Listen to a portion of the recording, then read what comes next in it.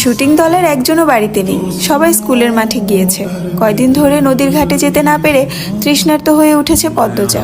এই সুযোগ হাতছাড়া করা যায় না। হেমলতার অনুমতি নিয়ে সে ঘাটে চলে আসলো। ঘাটের সিঁড়িতে বসলো। কয়েক সেকেন্ড পর টের পেল গান বাজছে কোথাও। গানের সুর অনুসরণ করে কয়েকটা সিঁড়ি নেমে আসে। ঘাটের বাম পাশে বাঁধা নৌকায় একজন পুরুষ বসে আছে, হাতে রেডিও। গানের উৎস তাহলে এখানেই। পদ্মজা বিব্রত বোধ করল। উল্টো দিকে ঘুরে ব্যস্ত পায়ে লাহারি ঘরে উঠে আসে। পদ্মজা এত দ্রুত ফিরতে হেমলতা প্রশ্ন করেন, কেউ ছিল? পদ্মজা মাথা নাড়ালো। হেমলতা চিন্তিত স্বরে প্রশ্ন ছুড়লেন, কিছু বলেছে? দেখতে কেমন? না আম্মা, কিছু বলেনি।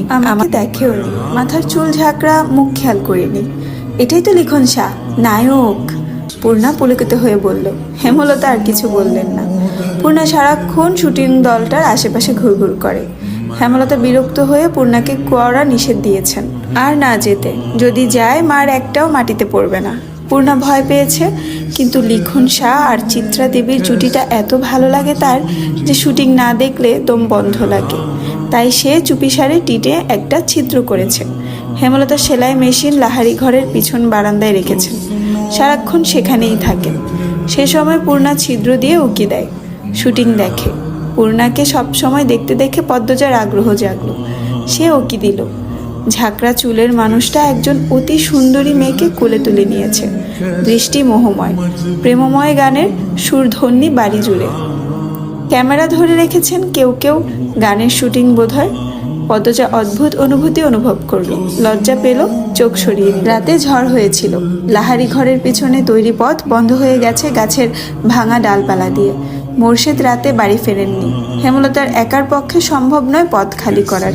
তাই পদ্মজা, পূর্ণা স্কুল থেকে বাড়ির সামনে দিয়েই ফিরছিল।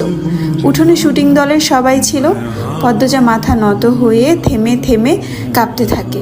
পথ শেষ হচ্ছেই না। মাথার ঘুমটা টানা অনেকের নজরে পদ্মজা চলে আসে। মিলন নামে একজন পূর্ণাকে ডাকলো, এই পূর্ণা। পূর্ণা দাঁড়ালো, সাথে পদ্মজা। পদ্মজা শুটিং দলটার দিকে তাকাচ্ছে না। মিলন পদ্মজার দিকে চোখ স্থির রেখে পূর্ণাকে প্রশ্ন করলো, পাশের মেয়েটাকে? প্রথম দেখছি। আমার বড় আপা। আপন? মিলন ভারী আশ্চর্য হয়ে বলল, 10 দিন হলো এখানে আসার, কখনো পূর্ণা প্রেমা ছাড়া অন্য কোনো মেয়েকে চোখে পড়লো না, কণ্ঠও শোনা যায়নি। তাই বড় বোন বলতে সে খুব অবাক হলো। পূর্ণা হেসে বলল, আপন।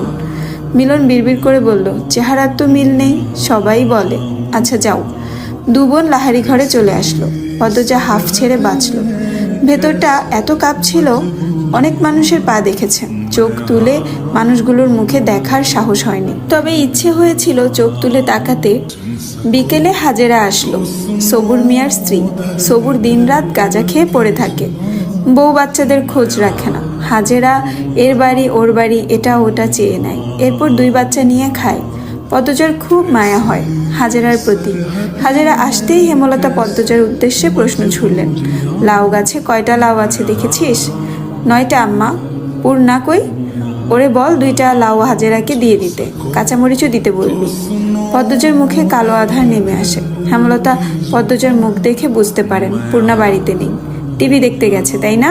পদ্মজাকে দ্বিধাগ্রস্ত হতে দেখা গেল। বিব্রতভাবে বলল, আম্মা আমাকে বলে গেছে।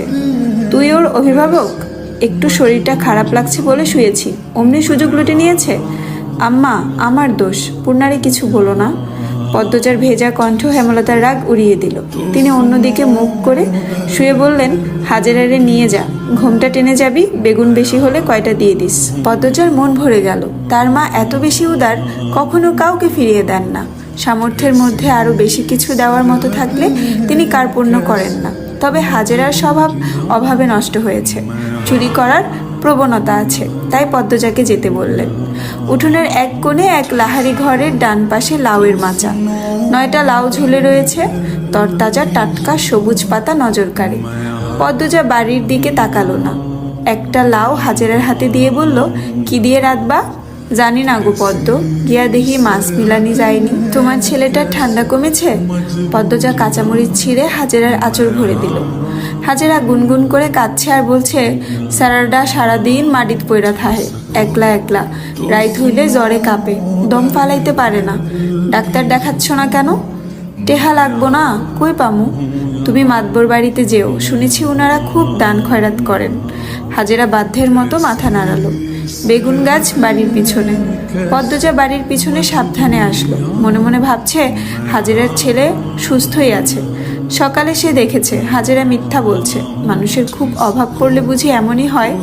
এত সবজি আছে, টমেটো নেই, পাওয়া যাবে? পরিষ্কার সহজ গলায় বলা পুরুষালী কণ্ঠটি পদ্মজাকে মৃদু কাঁপিয়ে তুলল। ঘুরে তাকালো, লিখনকে দেখে বিব্রত বোধ করলো। কারো সামনে নিজের অস্বস্তি প্রকাশ করা উচিত না, কথাটি হেমলতা বলেছেন। পদ্মজা হাসার চেষ্টা করলো, জবাব দিল, এই বর্ষাকালে টমেটো কোথায় পাবেন? বর্ষাকালে টমেটো চাষ হয় না।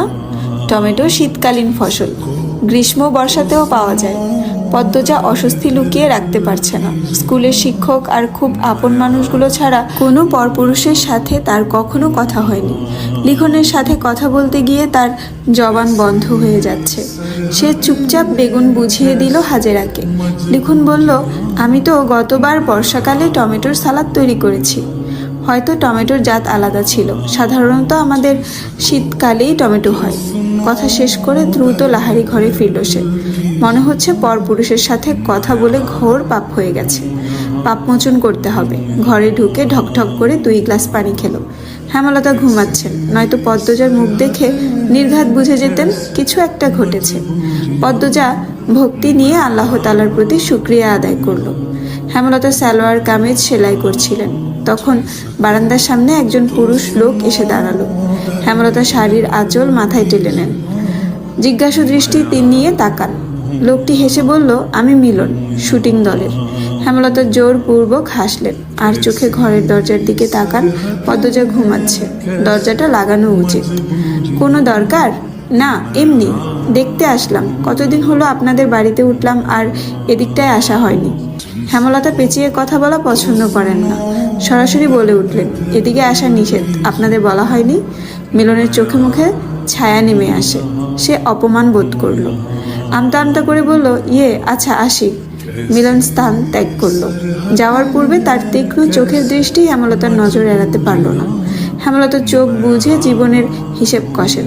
এরপর ঘুমন্ত পদ্মজার দিকে তাকান। পূর্ণার চেয়ে পদ্মজার বেশি আগ্রহ, শুটিং দেখায়।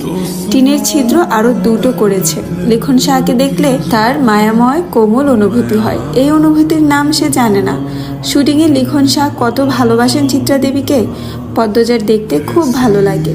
পূর্ণা তেলের বোতল নিয়ে বলল, আপা তেল দিয়ে দাও না। সোনা বোন একটু দাঁড়া। পদ্মজা ছিদ্র দিয়ে লিখন শাহর হাসি, কথা বলার ভঙ্গি দেখছে। লজ্জাও পাচ্ছে খুব, সময়টাকে থামিয়ে দিতে ইচ্ছে হচ্ছে। এই আপা, পরেও তো দেখতে পারবা, দিয়ে দাও না আর একটু। শুটিং শুরু হচ্ছে, একটু।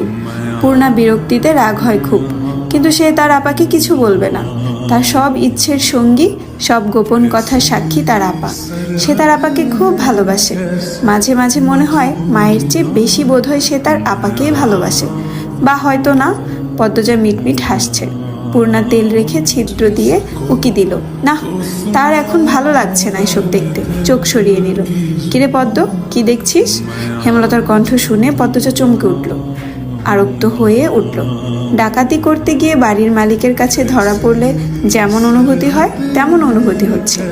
পদ্মজার বা আরো ভয়ঙ্কর অনুভূতি। হেমলতার দৃষ্টি টিনের ছিদ্রে গেল। সাথে সাথে পদ্মজা অনুভব করলো তার পায়ের নিচের মাটি কাঁপছে। পূর্ণা ভয়ার্ত চোখে একবার মাকে আর একবার বোনকে দেখছে। ছিদ্রের গুরু তো সে। হ্যালো, আসসালামু আলাইকুম আমার প্রিয় লিসেনাররা। আমার তরফ থেকে তোমাদের জন্য একটা নিউজ, সেটা হচ্ছে এখন থেকে যে উপন্যাসের গল্পগুলো আসবে সেগুলো আসবে ছবি দিয়ে। কারণ তোমরা এত এত পর্ব চাও, যেগুলো হচ্ছে আমি ভিডিও করে কুলাতে পারছি না। সো তোমাদের যদি ভালো লাগে গল্পগুলো অবশ্যই শেয়ার করে দিবা। আর উপন্যাসের গল্পগুলোই হচ্ছে ছবি দিয়ে আসবে, আর যেগুলো বাস্তব জীবনের গল্প সেগুলো হচ্ছে আমি ব্লগ ভিডিওর মাধ্যমে আনবো। আর তোমরা যেহেতু উপন্যাস আমার কণ্ঠ শুনতে পছন্দ করো, তো ছবি দিলেও কোনো প্রবলেম নাই। আর তোমাদের যদি আমার কণ্ঠে উপন্যাস ভালো লাগে অবশ্যই বেশি বেশি করে শেয়ার করবা, তাহলেই তোমাদের পছন্দের উপন্যাসগুলো তোমরা আমার কণ্ঠে শুনতে পাবা। আর ছবি দিয়ে দিলে একটা না 3-4টা করে পর্ব দিতে পারবো ইনশাআল্লাহ। দোয়া করো যাতে করে আমি সুস্থ থাকি, আর সুস্থ থাকলে তোমরা রেগুলার অ্যাটলিস্ট 3-4টা করে পর্ব পাবা।